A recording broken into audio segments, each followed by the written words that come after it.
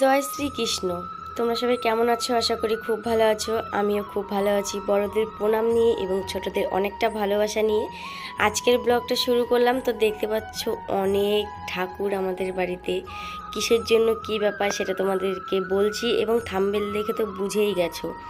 তো আজকে হলো আমাদের আজকে দীক্ষা নেওয়া। তো সেই তার জন্য আজকে অনেক ঠাকুর আমাদের বাড়িতে এসেছে। তো চলো তোমাদেরকে সবটাই শেয়ার করব। তোমরা দেখতে থাকো ব্লগটা, আশা করি খুব ভালো লাগবে। তো প্রথমে ঠাকুরকে দিয়ে শুরু করলাম, আর এত ভালো লাগছে কি বলবো তোমাদেরকে, কত ঠাকুর। তো যাই হোক, এই দেখো আমি পুরো একদম স্নান টান করে রেডি হয়ে গেছি। তারপরে দেখো, যেহেতু আমাদের বাড়িতে অনুষ্ঠান মানে বৈষ্ণব সেবা দেবে, তার সঙ্গে সঙ্গে আমাদের বিয়ের পর মন্ত্র নেওয়া হয়নি, সেই মন্ত্র আজকে নেব।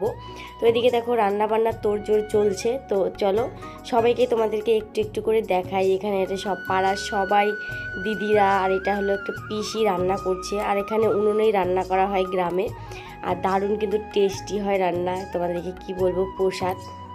তো সবাই মিলে, আর গ্রামে একটা জিনিস কি ভালো বলো তো, সবাই পাশে থাকে আর ভীষণ ভালো লাগে।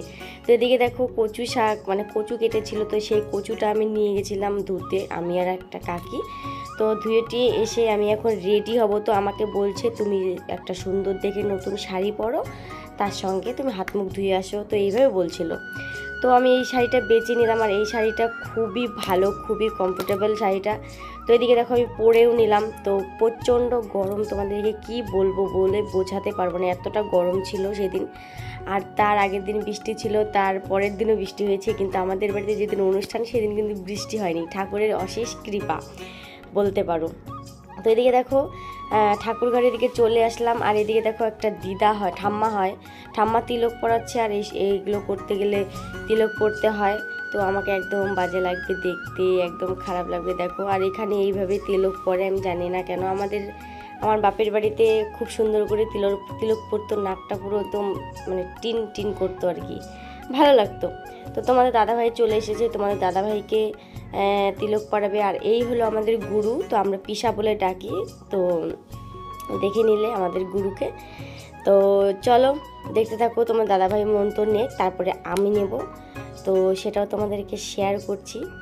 তারপর দেখো আমিও বসে পড়লাম এদিকে। তো হয়ে গেল। এখানে আর কি দেখাবো, সব কিছু তো শোনানো যাবে না, তো ওর জন্য ভয়েসটা দিলাম আর কি। তো ভাবলাম যে না, তোমাদেরকে শেয়ার করি, একটু একটু করে তোমাদেরও ভালো লাগবে, আর আমারও স্মৃতি হয়ে থেকে যাবে সারাটা জীবন এইটা।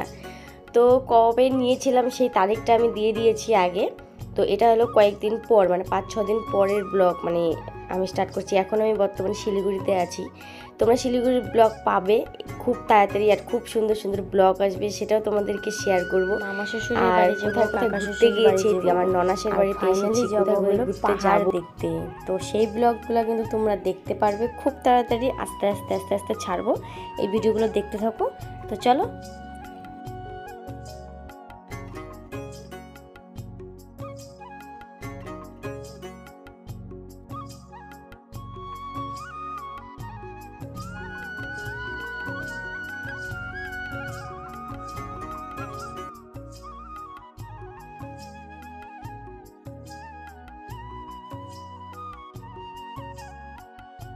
তারপর দেখো এদিকে চলে এসেছে আমার মা, আমার বৌদি, দাদা, তারপরে আমার জ্যাঠাতো দাদা।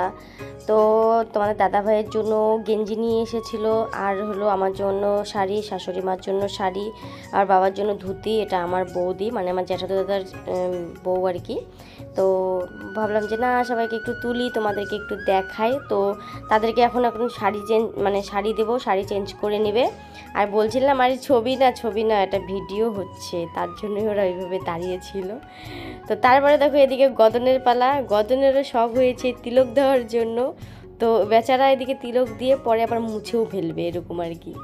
তো দিয়ে টিয়ে কী লাভ বলো। তো এদিকে বাবা দিয়ে দিচ্ছে, আর আদিত্যও দিবে তিলক। তো চলো তারপরে দেখাচ্ছি। এদিকে আমাদের বাড়িতে আবার কীর্তনও হচ্ছে এদিকে অল্প করে। তো কীর্তন নাকি দিতে হয়। তো এখানে আর কি সবাই মিলে কীর্তন করছে, আর আমরা সবাই বসে বসে দেখবো, এখন কীর্তন শুনবো আর কি। তারপরে খাওয়া দাওয়া হবে। তো এই তোমাদেরকে একটুখানি দেখাবো, তারপরে ব্লগটা শেষ করে দেবো, কারণ ব্লগটা নাহলে অনেক বড় হয়ে যাবে। দেখতে তোমাদের বোরিং লাগবে, আর আমাকে কেমন লাগছে সেটাও বলো কমেন্ট করে। ভালো লাগলে লাইক কমেন্ট শেয়ার সাবস্ক্রাইব করে দিও অবশ্যই। তারপরে দেখো খাওয়া দাওয়ার পালা। একটা কি হয়েছে বলো তো, খেয়ে দিয়ে কেউ শান্তি পায়নি। কারণ যখনই মানে খাবারগুলো এত টেস্টি হয়েছিল, আর খেতে গিয়ে যে সাতটাই পোকাগুলো যে হয় আমরা বলি, সেই পোকাগুলো কামড়ে কি অবস্থা যাচ্ছা তাই হয়েছে। তো যাই হোক, সবাই তারপরে শান্তি মতন খেয়েছি, আর রান্নাগুলো খুব ভালো হয়েছে। আর এগুলো হলো আমাদের ছবি গুরুদেবের সঙ্গে আর কি। তো চলো আজকের মতো টাটা, দেখা হচ্ছে আরেকটু নতুন ব্লগে। এর পরের দিন মানে আমাদের যেদিন দীক্ষা নিয়েছিলাম তার দুদিন পরে আমরা যাব শিলিগুড়িতে। সেই শিলিগুড়ির ব্লগ এরপরে তোমাদেরকে আনবো আর কি। তো চলো টাটা, দেখা হচ্ছে নেক্সট ব্লগে।